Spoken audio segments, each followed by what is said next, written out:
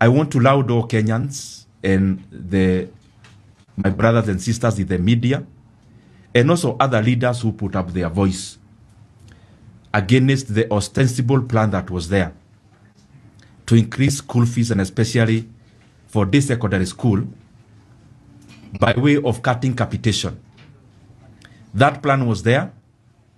I am sure I have engaged even with many people from the media who have also gone ahead to check from the principals in our day secondary schools. They had already actually issued the fee structure, which was indicating the plan that was there for the government to increase school fees by 9,300 shillings. That plan was there. It had been already effected. But I want to thank all Kenyans for putting up their voice against the increment of the fee for day secondary schools, because at least now learners can breathe and parents can breathe. Unfortunately, the government responded, but they fell short of the truth. And for the first time, we saw the government really playing a lot of public relations with the release of capitation. I thought it is an obvious thing. It's like when we pay salaries to the civil servants, and then the government puts up a damned VAT, telling Kenyans they have paid salaries for civil servants. There are things that are obvious. One of the obvious things is to set capitation to our institutions of learning.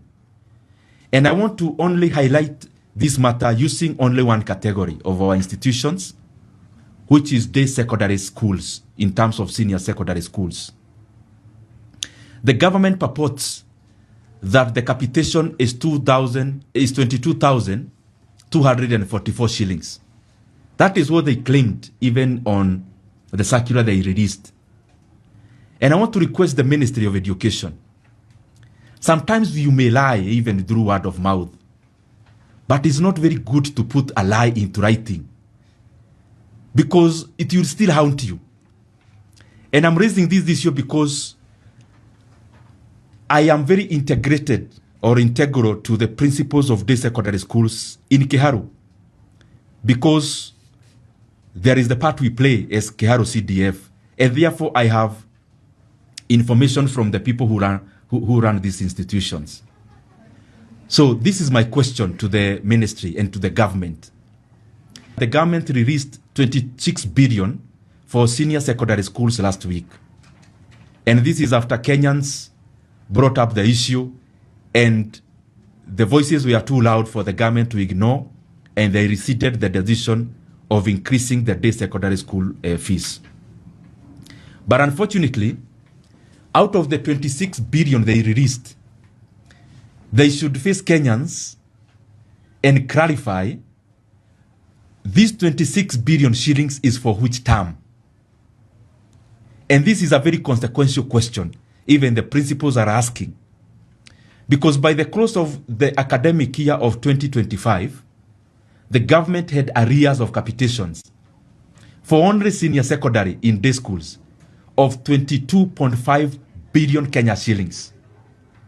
And therefore it means the government only released 3.5 billion shillings for the first term, which amounts to around 109 shillings per learner in our senior secondary schools.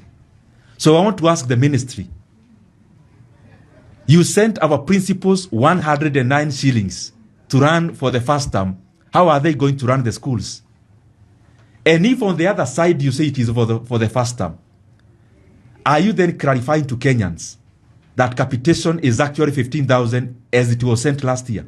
How much was released last year? It is 15 million, it is 15,000 per learner. So what is the capitation in Kenya? Is it what is written or what is disbursed? That is a very important issue that the ministry must clarify, and clarify not just in writing, but clarify by sending the money to our institutions so that they can run normally. The other last thing that I want to request,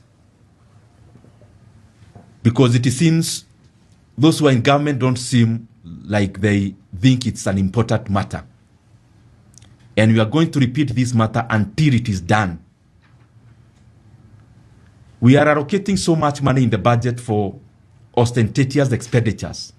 every year, renovating this office and the other.